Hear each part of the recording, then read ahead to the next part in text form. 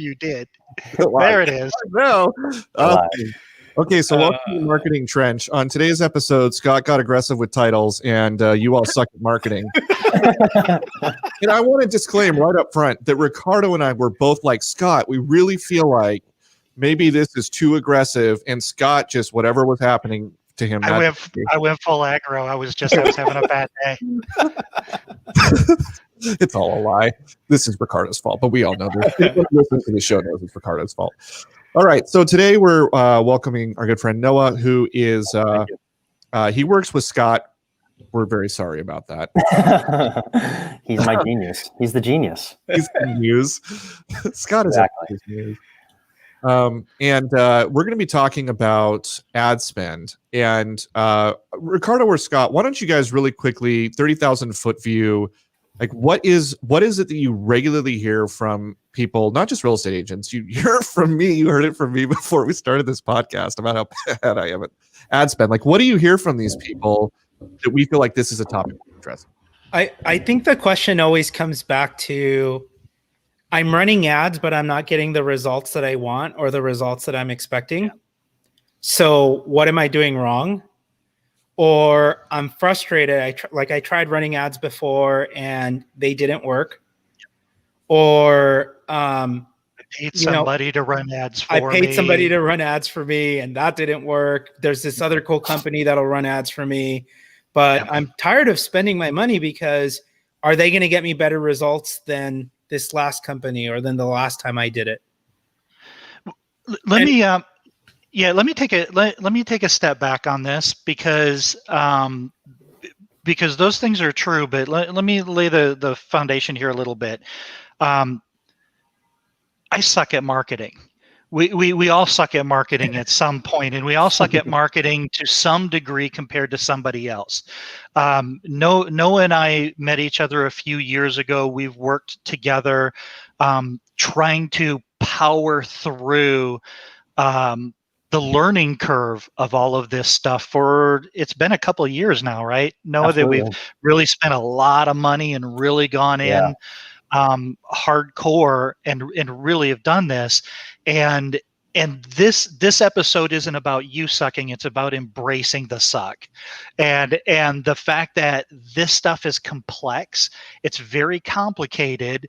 But the challenge here is that in our industry, and let's call it the real estate space, there is no shortage of snake oil salesmen trying to convince real estate agents and mortgage professionals that, hey, all you have to do is get these leads or run these ads and your business is going to blow up.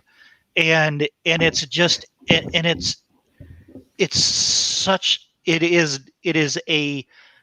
is the first letter of the alphabet of marketing.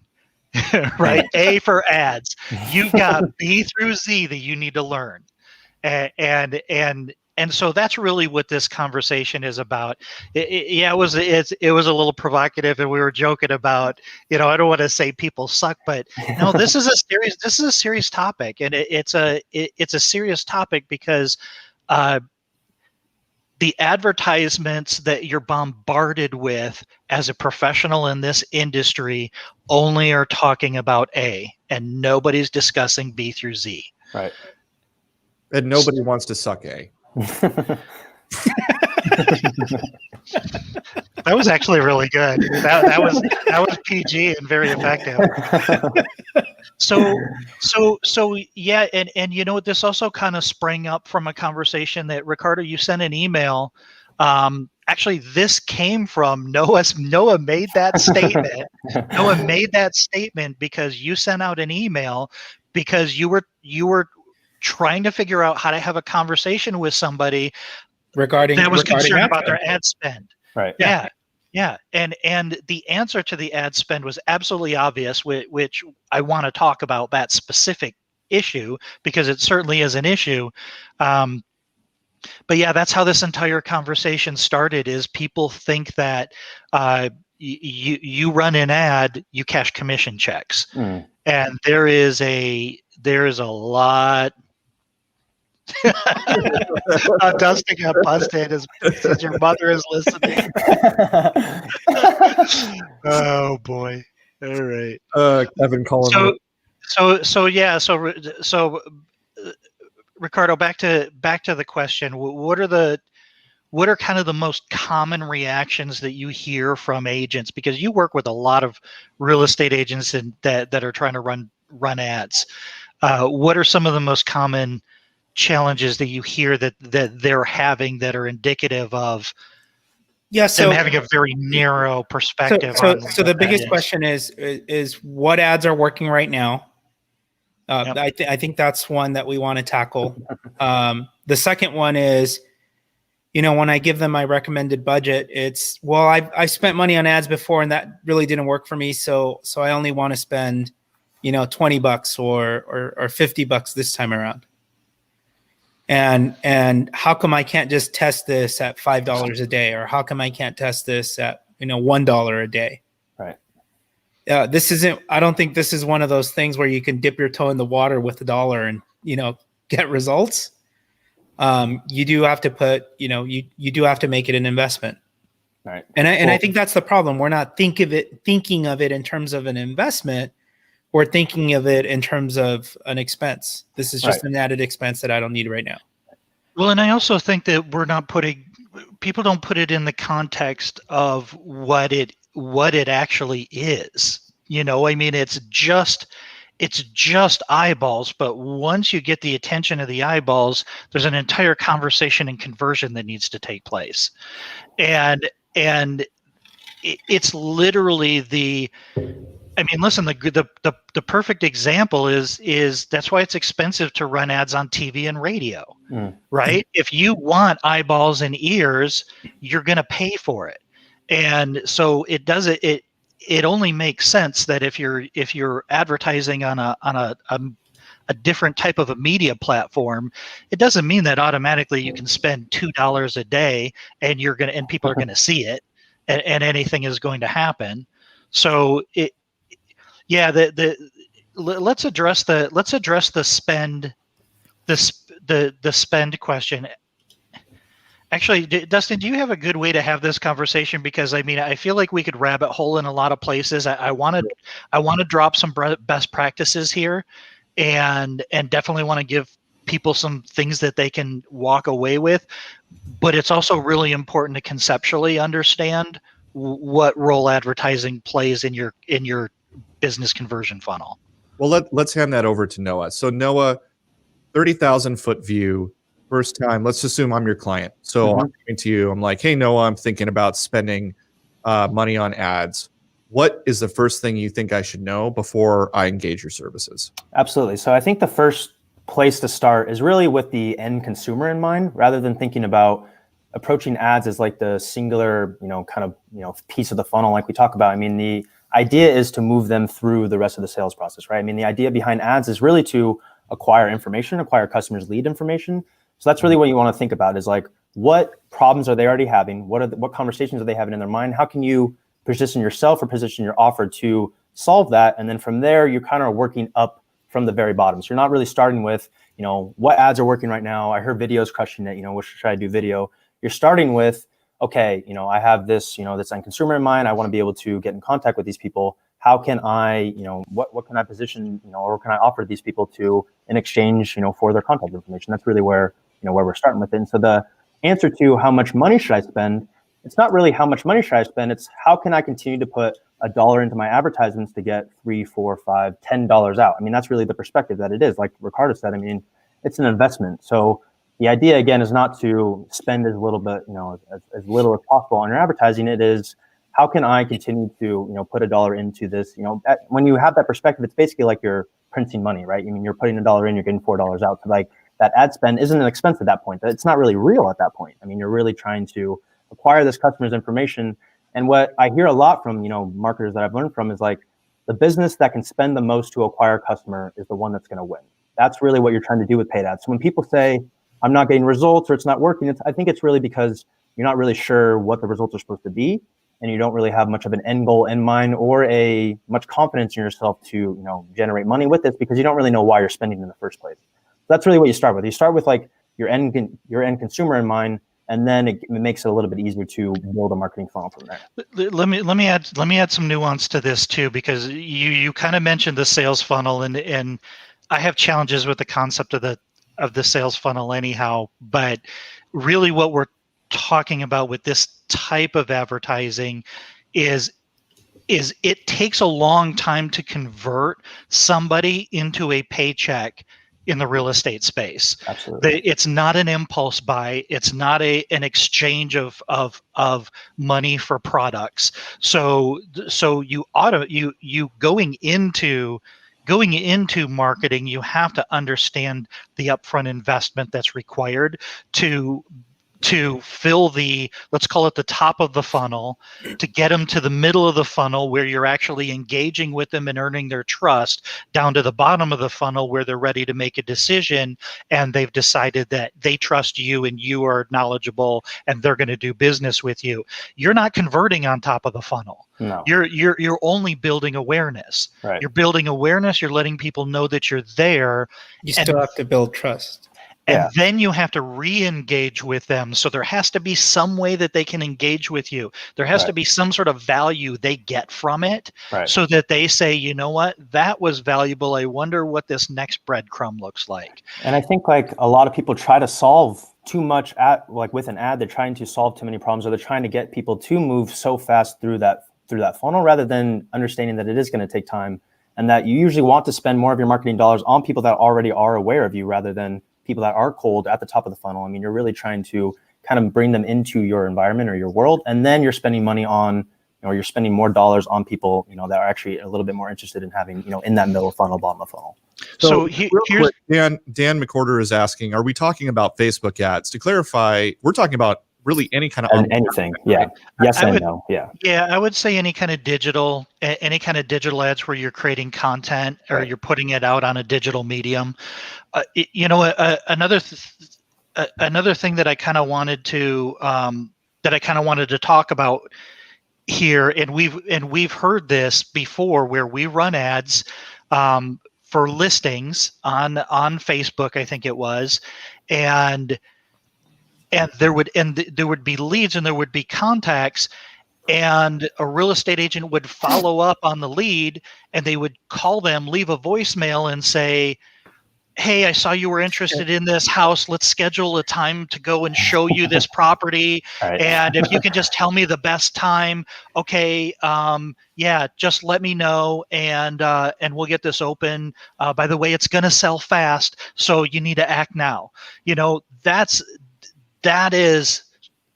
not the right engagement. You're not delivering enough value behind that initial contact.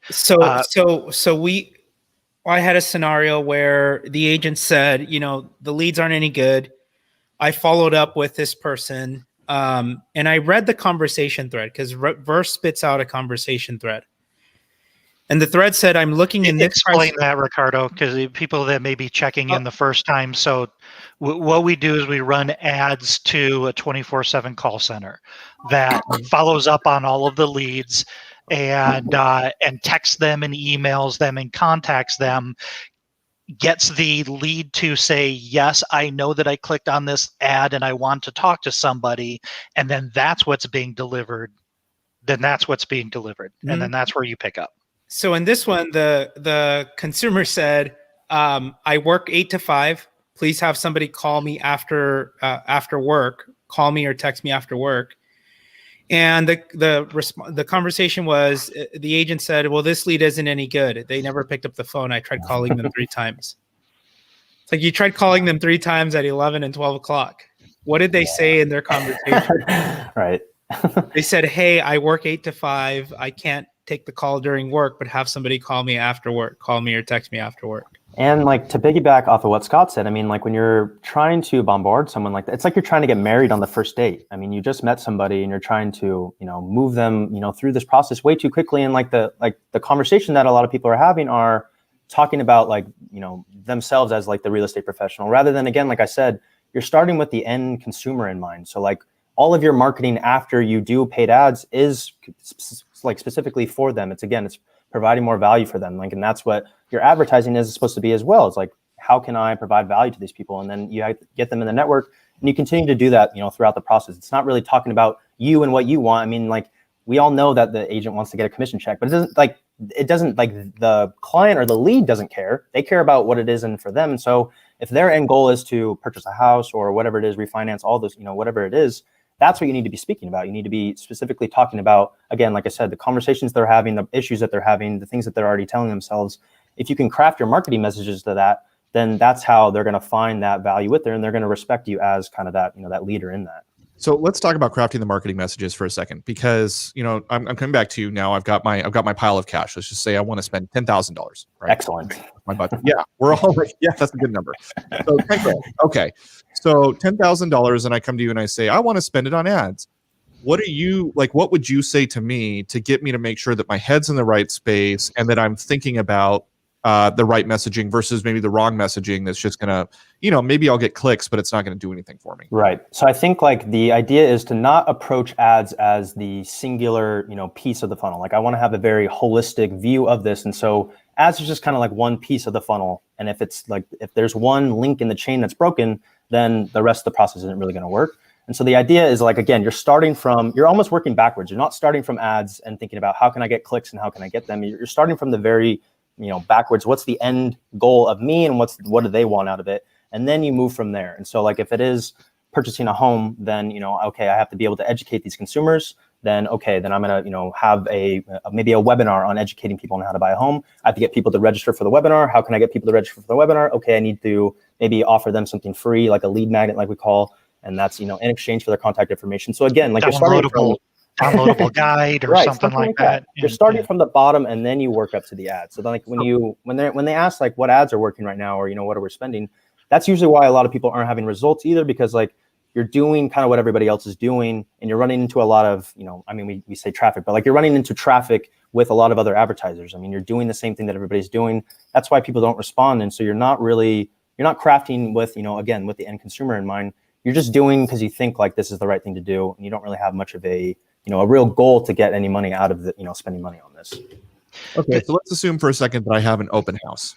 Yeah. And I want people pre-COVID or even post-COVID, right? Because you can sign up and go to open houses. So let's assume I want to drive people to open house. You would say, okay, like that's fine. That's a worthy goal. Would you have any like reservations about me spending ad money on open houses? Or what would you tell me to sort of give me some realistic expectations there? No, that's fine. I mean, it's totally fine to do that. But I think the expectation is to understand that, like, out of, if 100 leads come in, then, maybe only a handful of those people are actually going to be ready for, in the buying process right now. And the rest of them are going to need education. They're going to need to continue to be followed up with. They're going to, need to continue to market with. So like, if you have 100 leads and you're like, all these are, garbage, or only a couple of them picked up, it's like, that's kind of how the perspective that you need to have is like, I'm having people into my network now or into my world. I want to continue to follow up with these people over time. I mean, you're really only going to get a handful of people that are actually ready to pick up. So I almost always set the expectation as just the way you're hosting an open house. The goal of the ad is to generate additional buyer opportunities for other listings. You're not going to run an ad with the expectation that you're going to sell this particular listing to one of the buyers that inquired off of your ad. Scott says it well. He always says people who are online are button pushers and form fillers. They're converting on your ad because they want the instant gratification of looking at the pictures of this beautiful house that you presented, but it's not because they're motivated and in the moment. They just want to see the photos. Right. What we try to do is the other thing that I try to keep in mind is, hey, buyers are going to be ready to buy when they're ready to buy, not when you want them to be ready to buy. Exactly. So just because you generated 20 leads doesn't mean that every single one of these buyers is, going to purchase right now. And just because they say, I don't want to purchase right now, doesn't mean it's a bad lead.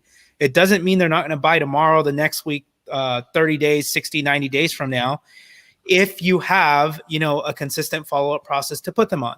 So what do? We put them on a 7-day drip campaign. If they don't convert, no problem. We automatically dump them in the HomeBot so that HomeBot can take over and, nurture them over the on a month-to-month basis. And if they don't convert, then we send them another drip campaign 3 months later. If they don't convert, then we send them another drip campaign 6 months later, right? But without all of those things on the back end, I think the expectation is I'm going to do what that agent is doing. He's running an ad to promote an open house. He got all those leads. Right. If that's your expectation without having a system for follow-up on the back end, then that's where you're running into a problem. Yeah. So I want to build on Noah's getting married on the first date analogy, because that's so accurate. All ads are attention. You still have to have a conversation with that person. So it's like standing in a crowded room and waving your hands up and down and you know and drawing attention, and somebody looks at you, you have their attention. Now what? Right. And that's really what it is. And I think both Noah and Ricardo, you guys are both amazing. You guys both understand that communication funnel and that idea of building value over time very, very well. Oh, please keep going. Please. No, you do. You guys both build really amazing funnels. You do. And it's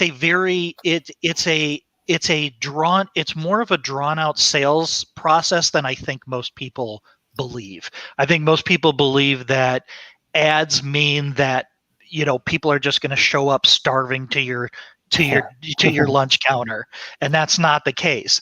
All they're doing is they turn their head because somebody mentioned there's a lunch counter over there. You still got to get them over, and you still got to convince them that you're going to help them. Yeah, again, like you're trying to build like a pipeline of people that you continue to market to. So like who I'm spending money on right now, or the leads that I'm getting in this month, you know, they may not necessarily, you know, move forward in this month, but I am, you know, 3, 4, 5, 6 months down the line, I stay in touch with them. Then that's who I'm, you know, that's the investment. That's, you know, I'm putting $1 in.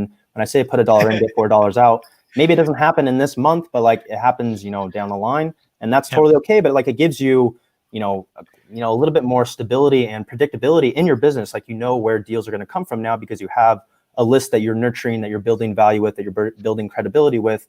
And when you do have, you know, something that pops up, then you have people that you can go to right away. Again, like Ricardo said, I mean, the listing that you're advertising, it's not, you know, the right sort of perspective to think that, you know, the people that respond to this listing are the people that are going to buy. They may, that listing may not be, you know, their ideal home, but you won't know that until you really have that conversation with them. And I know we want to get to those conversations as quickly as possible, but like, you know, like Ricardo said, I mean, when people buy when they want to buy, it doesn't really happen when we want them to. We put that comment up there. Dan has HomeBot. HomeBot is definitely one of the tools that we use to follow up and nurture. It's a very passive follow up, but it'll still keep you top of mind, and it's still branded to you. I think that's an amazing tool, and we do all of the ads that we run. We put them through there. So like the last email in our sequence, when you're following up with a lead, it says "stay in touch?" ? And it'll say, "Hey Scott, I'll take your not responding as a sort of back off signal." I totally get it. I'm not ready now. Yeah. I totally get it. Right now may not be the right time to buy for you, but whether you're looking to buy in 2 months, 6 months, or 2 years, I want you to know that my team and I are here to help. In the meantime, I'm going to set you up with the HomeBot Monthly Market Digest. It'll help you explore the market based on what's most important to you. If you have any questions, you can always get in touch with me through HomeBot. Otherwise, talk soon. And then that's it. You let HomeBot take over. Yeah, and it's really when you're doing that kind of digital marketing, you're always filling the machine, and knowing that the ad piece is very, very early entry buyers in the very top of the funnel, and then you're putting those into your follow-up system, and then your follow-up system is going to slowly over time nurture that list and start pulling out the people. And you're going to start having people migrate out of that and then want to communicate with you. And the cool thing about what we're talking about, and the beautiful thing about all of this, is all of this can be automated to the point where if you've planned out that funnel and you manage your expectations, then you know that all you have to do is put gas in the machine, and it always works, right? Yeah. It always punches out the same result every single time. And then what gets really fun is when you take 6 months or a year and you build that, and you look at it and you go, this is shit. I can go back and make it even better. So then you go back and, I mean, Ricardo, how many times have we rewritten those follow-up scripts and like reworded them and said, you know what, there's a better way to say this. and then you incrementally increase your response, like every single time. So, this is a good one. And somebody just knew that one. Yeah. So, Ricardo, that last example that you used is the perfect example for this question. I'm pulling them up right now, so give me 1 second. Okay. But like one of them was that we hit them. We hit them pretty fast and furious for the first 72 hours, right? For the first 1 or 2 days, we'll hit them, maybe give them a break, go to the third day. You'll have to, I don't exactly recall what the cadence was on that, but there was a point where we kind of left them off the hook. We let them off the hook and said, like what you just said, hey, I'll take your not responding as you're not ready now. So here's some tools that will help you get to the point to where you can, and then you put them into that tool and that follow up. All right. Oh, and Ricardo's going to actually show us all of his emails. So if you met somebody at an open house or you got a lead off of one of the listings that you were promoting, then we put them on this sort of, we call it our 7-day conversion funnel. So email number 1 goes out immediately, and it's just, here are the details for 123 Main Street.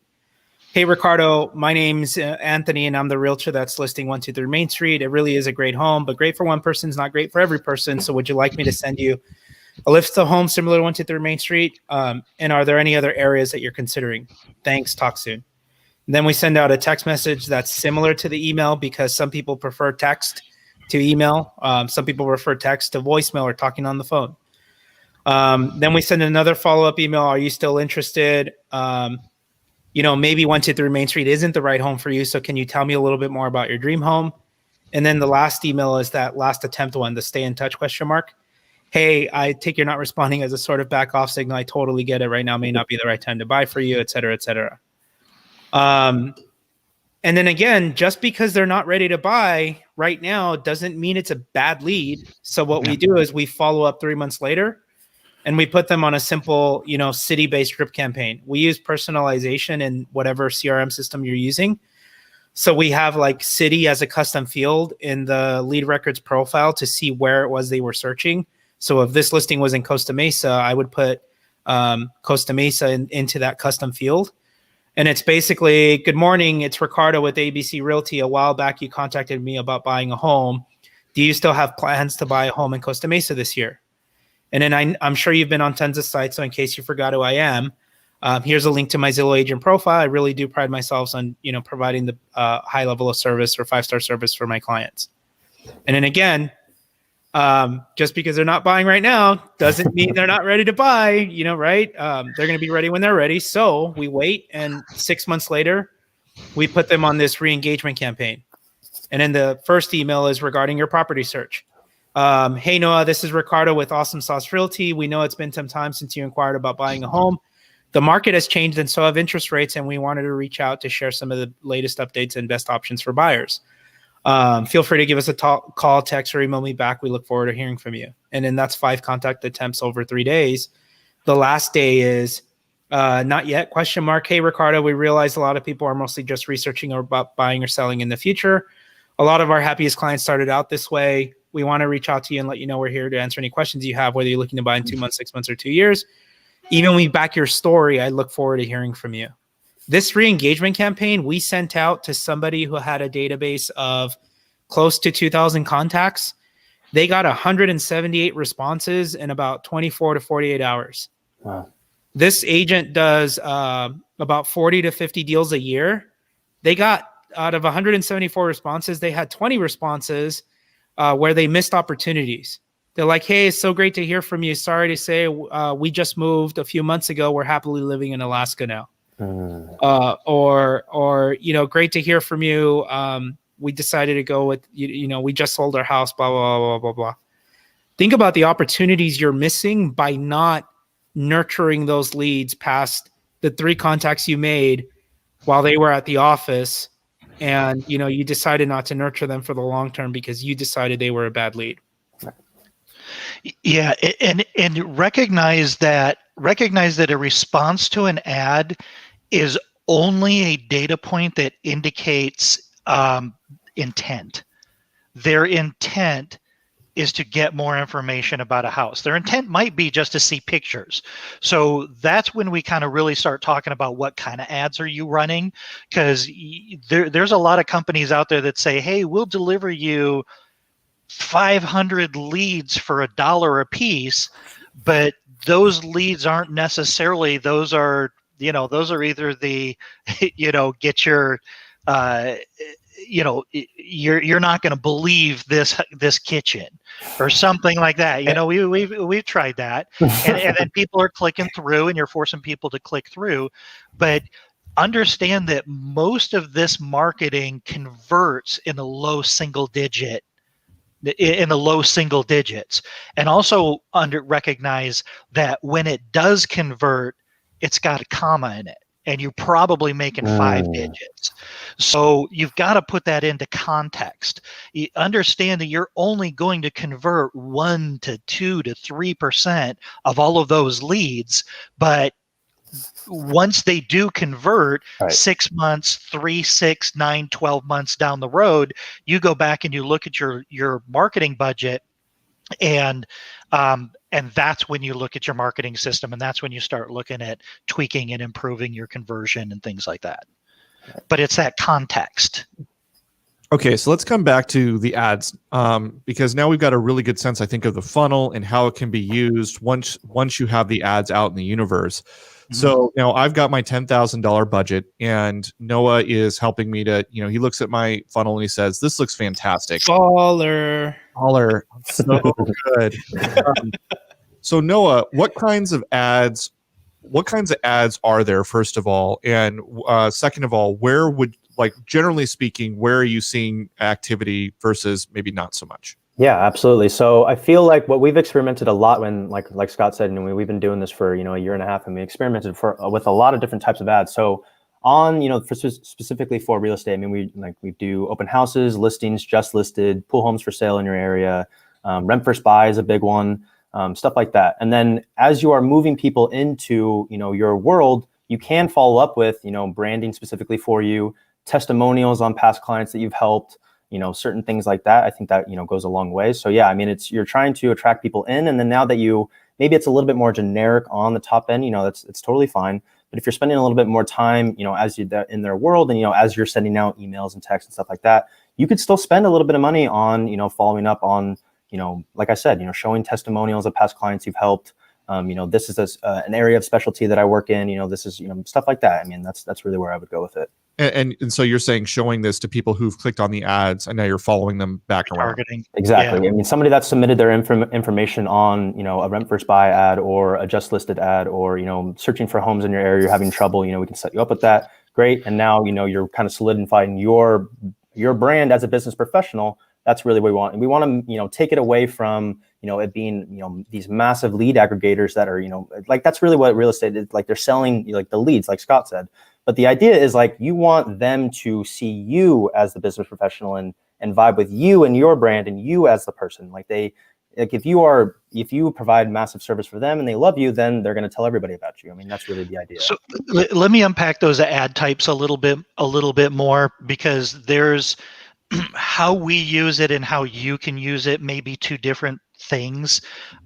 We like the rent versus buy. What that kind of is if you're a real estate agent in a certain area and you have a certain price point that you like operating in, you can run ads that say, just showing pictures of, hey, all of these homes are, or like what Noah said, pool homes for under 400,000, or what I would really do is, if you're a hyper local agent, make sure that you get the information in there. Historic homes around Continental Square.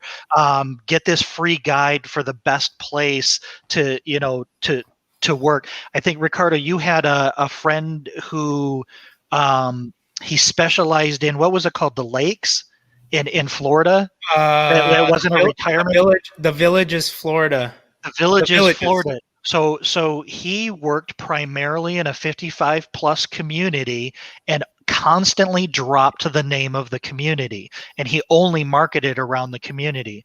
So it's a little bit of that too. So you can say, hey, did you know you could buy this home for as much as you're paying in rent? And you can do the rough math, right? You know what rents are, and you know what interest rates are. So figure out what that price range is based on where you are geographically in the country, and say, did you know you could own this home for as much as you're paying in rent now? Click here to get more information. So there's that type. And then there's the really, really specific that ads that show that you are an expert in your particular geographic farm. And I think those are super valuable ads those are valuable ads as well. So I think like here in Southern California, it's always freaking hot here. One of the ads that we did was that was always kind of popular was pool homes for sale. It's going to be blazing hot this weekend. Are you looking for somewhere to cool off? Love that ad. These beautiful homes feature floor plans and backyards that are perfect for entertaining. To see all pics and schedule a showing, click here. Yep. Another one was like right now we're in COVID. People are wondering, is it safe to buy or sell a home right now? How do I safely buy or sell a home right now? And should I buy or sell a home right now? So one of the ads, the copy that you write, you want people to self-identify. So in your ad copy, you say, are you thinking of buying sometime in the next 3 months? Right? You're trying to get them to self-identify.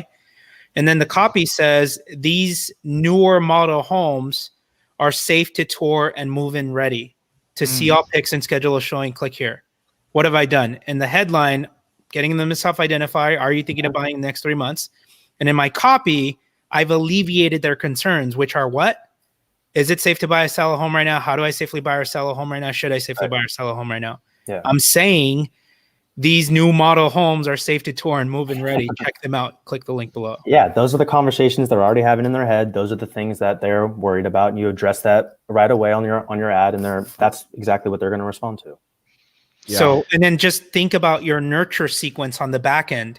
You still are, like Scott said, you're buying attention, but you haven't delivered value yet. Giving You them haven't earned trust. You haven't delivered value, and you haven't earned trust. Right. The pictures of the house that they just clicked to get, that's not delivering value, and that's not earning trust. You're giving them that one piece of the instant gratification puzzle. You're giving them the photos that they were looking for by clicking on your ad. And calling them to say these are going to go quickly isn't delivering value, and it's not earning trust. So you need to think about, what does that long-term nurture process look like? Yeah. Somebody had asked, what my favorite CRM is. That's a whole other episode, and we've talked about it in It's episode. the one you use. Yeah. So the only thing I would say there is I don't care what you use as long as you can automate it. As long as you can automate it, all you should do between now and the second you're done listening to this live stream or webinar, sit down and write out what your email sequences are going to look like. And look for areas to drop little nuggets of like education and wisdom that are going to hopefully build that trust and, deliver those items of value, right? Just sit down and write that out. And then just look for a CRM that's going to let you automate the heck out of it. Yeah. We use LionDesk locally because it's a member benefit through CRMLS, but my favorite is Follow Up Boss. They're just plug and play and using their template builder for creating new campaigns. They call them action plans. It's super easy to use. But yeah. And you're a fan of Chime too, right? That's Chime. kind of an IDX website. Yep. It has all of the follow-up built into it. Yep. Yeah. No. This stuff is really really powerful when you take the time to map it out and think about it, and it gets even better. It gets even better when you have the ability to make your follow-up match the ad. Right. Like it's the same verbiage. It's not just one canned follow-up message. It's specific to pool home ads. So you have a pool home follow-up campaign. There's a lot of ways that you can think about this. You will never perfect this, but you can always make it better. Yeah, The perspective that I like to have with it, or what I tell people, is think about it as like you're digging deep roots, or like the ad is just like the tip of the iceberg, and you need to dig deep roots with the system, and like stop trying to solve all the problems or accomplish everything on with the ad. I mean, that's why you're not getting any results, because it is just one link in the rest of the funnel. And as you see things, working in kind of synergy, then that's how, things are actually rocking and rolling for you. Okay, so let's talk about the different places that you can run some online ads. Okay, we got Facebook, Google, YouTube, Pinterest. You could do that, or Instagram, LinkedIn. Noah, do you have? Why don't you give us kind of a sense of where one should think about running the ads, or maybe what the strengths of each platform is? For sure. So I feel like the most important thing is to think about the functionalities of each platform. And so when you're approaching Facebook, Facebook is really like a disruption medium. There's no real trigger for your ad to show up. People are going on Facebook to interact with friends and family. I mean, the example is like they're going on to like cat pictures and stuff like that. And we're, showing bait, and we're trying to get someone to click and grab their attention. That's really what we're doing on Facebook. And so the types of ad and the ad medium, with Facebook, it's a little bit different. And when you have Google, it's usually more search intent-based advertising. And so what I like to compare it to is like if you're thinking about something called the customer awareness timeline, and you have people that are, in different areas of that, usually someone that's searching on Google is a little bit more, they know that they have a problem and they're actively searching for solutions. So the ad that I'm going to write for them is a little bit different than this person is just going on Facebook. I'm, kind of disrupting their information. I'm trying to capture their attention. No, unpack the customer intent, the consumer intent timeline, because that's pretty valuable. Absolutely. So that timeline is really, I think, and I can pull it up on my end too, but I think it starts with like they're unaware, and then they're problem aware, they're solution aware, they're aware that you are that solution, and then they've gotten to the point where they're identified a handful of solutions, and you at that point are trying to solidify yourself. Right. So the example of Facebook, they're not problem aware because they don't know that they have a problem. Exactly. That doesn't result in an ad showing up. But Google is they are searching for something specific. Right. They're problem aware. They're looking for a solution. And then in all of those solutions in the search results, you have to be able to stand out as the solution. But when you're doing paid, you're just showing up higher on that list of possible solutions and trying to earn that trust. Right. So, I mean, you can leverage, Facebook as a way to solve all that all in one, or another way to do it if you were combining platforms is like, okay, I'm going to put up an ad on Google because these people are a little bit more, problem aware. Then I'm going to follow up with them on Facebook because, video is king on Facebook. So now that I have somebody, interested in, they're in my funnel, I can follow up with them on Facebook or, YouTube pre-roll ads and stream ads. And, I have myself on video now as a way to, really solidify myself, in their mind. So we have some people right now that are specialize in certain new build communities, and they're creating some like awesome video content. So to Noah's point, yes, you can buy video views for pennies on the dollar on Facebook. That's your top of funnel content. You would run an ad and promote that video. You're essentially buying traffic or buying video views, and then you're warming up that audience.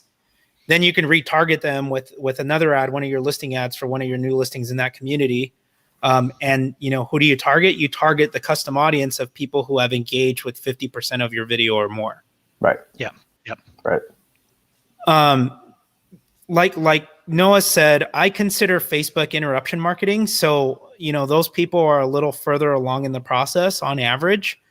If you're throwing money on, but you're still generating leads between $4 and $6 per lead, I would say. Google is more, those people are problem aware. They know what they're looking for. They're further along in the buying process or further along down that buying journey. Those leads are also going to cost you a lot more. Exactly. But that's the perspective that you have going into that is like, I know I'm spending a little bit more on these people, but it might be a little bit higher quality leads. So I'm not afraid to make that investment on the front end for those people because they are a little bit farther down the timeline. I know like my follow-up is a little bit more specific to that.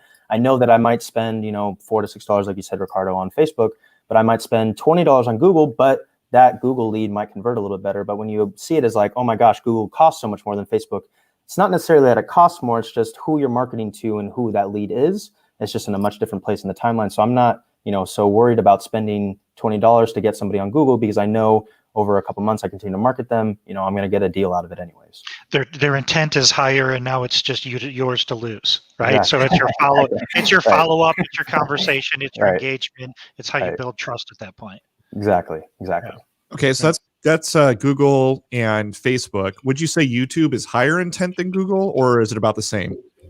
I think it depends on who the audience is. So if you are leveraging, like Ricardo said, I mean, if it's a custom audience of people that have already, that are, maybe interactive with the video that you have on YouTube and they're familiar with you, then again, that's what type of ad that you're writing. So I would say it really depends on, the audience that you're using. I would say YouTube is interruption if you're using the YouTube ad platform, which is basically the Google ad platform, because those ads are running on a video that they're watching.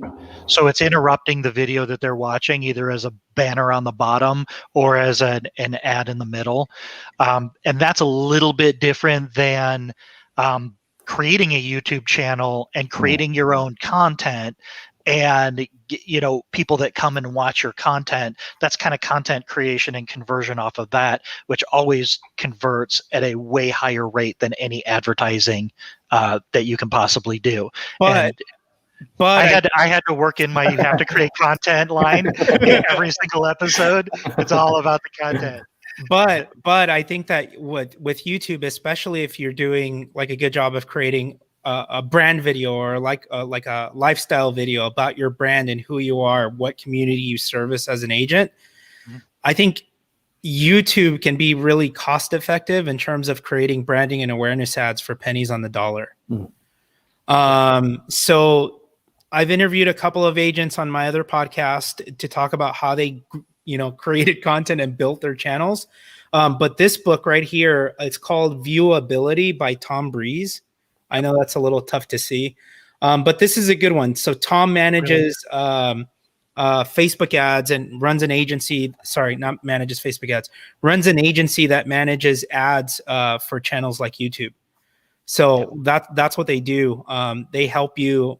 The subtitle of the book is "Harness the Power of YouTube Ads and Be There for Your Customers When It Really Counts." So I'd recommend checking that one out if YouTube ads are something that you want to consider. And I think that that's a missed opportunity for a lot of people. And if you have any misconceptions about how intense it can be to build out that customer journey, that he drills pretty deep into that. He really talks about telling them the story and bringing them along. That's a really good book. Okay, so let's talk about now the channel that Noah mentioned that I have no idea where to put, and I'll be really interested to hear your guys' feedback. LinkedIn. I mean, people run ads on LinkedIn, but what's the point of LinkedIn, Noah? What do you think?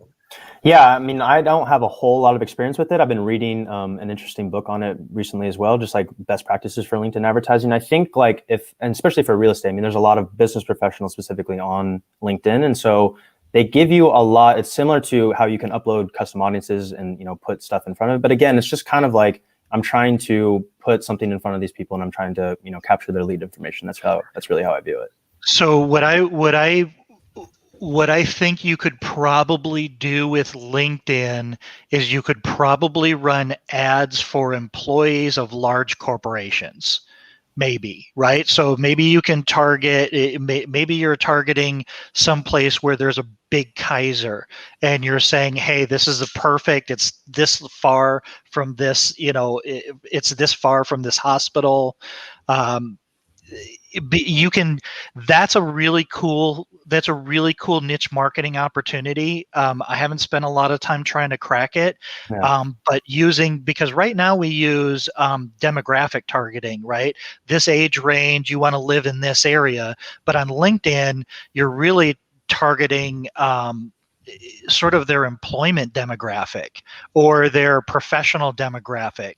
So, I know in the mortgage industry, you run ads for firefighter loans or nurse loans or policeman loans. And so you're targeting those professions on LinkedIn. So I don't have a lot of experience with it either, but it's really, really interesting. And I think thinking about targeting in terms of profession, you're really starting to niche out your message, and I think niche always wins in the end. Buy a house versus versus, well, you can't really say this is where all the firefighters live or whatever, but something specific to that. You know what? I had a friend, I can't remember who this, one of my friends, I don't think he wrote an ad. I don't think he did advertising. He wrote a post on LinkedIn about it. I don't know what it was, but I can't remember the details, but he ended up getting a lot of business and a lot of traction from elevator maintenance, elevator repair people. I don't know how they bridged that gap, but he did the loan for those people. and different professions have different nuances, like nurses, for instance, they or doctors or first responders, they work strange hours. So contacting them, maybe that's what it was. It was they went after people that work nights. And so you're specifically running your ads for professions that work nights. And so that's when they're seeing those types of ads. So there are definitely there's definitely some opportunities with LinkedIn and with employment and profession niche marketing, but you really would have to put some time into mapping that out. Okay, so we've got a couple minutes left, and I think there's just been some really, really good knowledge dropped here. Obviously, the templates and everything, and giving a 30,000-foot overview of what each platform is good at, the customer life cycle, all of that. So Noah, let's bring this back to the real estate agent who's looking into 2021. And let's say that they have $10,000, but they need that $10,000 to yield a commission check. Okay. Now, there are no guarantees. Let's just stipulate this right up front. Never. I'm going to take $10,000 and I need to put it towards something that's on the other end going to give me a commission check. What's your kind of broad advice for somebody in this situation? Contact me at this number. I think where I would tell somebody to start is really, start from the very beginning, and start from, what's my end goal? How can I move somebody through this process? And it really comes down to, you can't be afraid to spend money. You have to be able to test and throw some money into this and see what comes out of it. And so it's just, I think a lot of people spend a lot of their time on, building the back end of the business, but they're afraid to spend any time on their actual marketing. And it's just, you can be the best, but if you have no voice with it, then nobody's going to hear from you. No one's going to want to work with you. So what I would tell people is either find, what is and what isn't working. And then don't be afraid to test. You have to be able to throw some money into this. And then, it really just comes down to knowing your numbers. And once you have total confidence in that, then okay, I can continue to spend on this because I know it's working. I mean, it is going to take time. It is, like we talked at the very beginning, you have to embrace the suck. I mean, I learned a lot of this because I spent a lot of my own ad dollars last year, running my own ads, really. And it was really the first time that I had spent my own money with it. From, before that, it was a lot of clients' money. And I had a certain appreciation after spending my own money and, quite honestly, kind of sucking and failing with a lot of it. But I knew that, for me, my rationalization was I learned a lot about spending money on ads. I have a much different respect for my money, for my business. And it's a reason why I feel, comfortable being on a podcast and talking about this stuff, is because I have that kind of in my back pocket of I've spent a lot of my own money on this stuff. I know what is and what isn't working. And I think the other part of it is don't ignore the art factor when it comes to this business. And when it comes to advertising, because where a lot of, people get stuck is they keep doing the same thing that everybody else is doing, or what, they think is working. But when you're doing what everybody else is doing, that's why you're getting the same result. There's nothing to that. So when you spend time, again, seeing it as a full system that is, each piece of the puzzle is going to work, then it makes it a little bit easier to write those things and get up to your ad copy. And it's not what is the best ad? What's the best ad copy? I heard videos doing it, should I be doing that? It's not really the perspective. It is the idea is okay, what is going to be the best ad is where, like Scott said, what I'm saying in my follow-up, what, the end consumer goal is. And then it makes it a little bit easier to experiment with these different platforms and have different types of triggers. But the idea is the Google, YouTube, Facebook, LinkedIn, they all work and they all don't work. That's really the idea.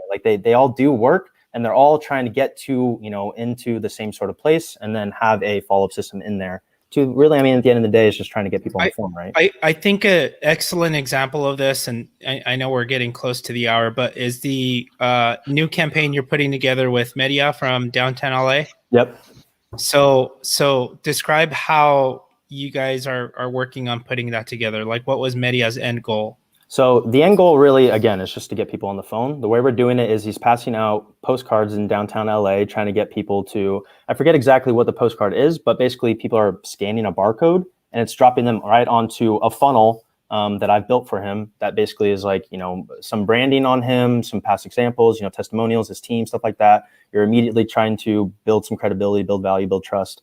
And again, I mean, from there, you're really trying to just like either have a conversation with them, get coffee with them, book a phone call, something like that. And what's the offer? What's the offer to the consumer if they go to that page? Is there a download? Are they getting more information? Why are they scanning the QR code? Or yeah, we're split testing both. So I think the first part, I think it was like targeting renters in downtown LA, and we're trying to get them to, you know, are you rent versus buy right now, or are you renting right now? You know, you could possibly own for the same you're paying in rent. You know, scan this to learn a little bit more. I think we're split testing a download guide on like, you know, the best practices of home buying. And then another thing that we're split testing is just like, let's have the theme of the ad is your next move or something like that. Something like that, exactly. But you just said something incredibly important, and I don't want this to go by without bringing attention to it.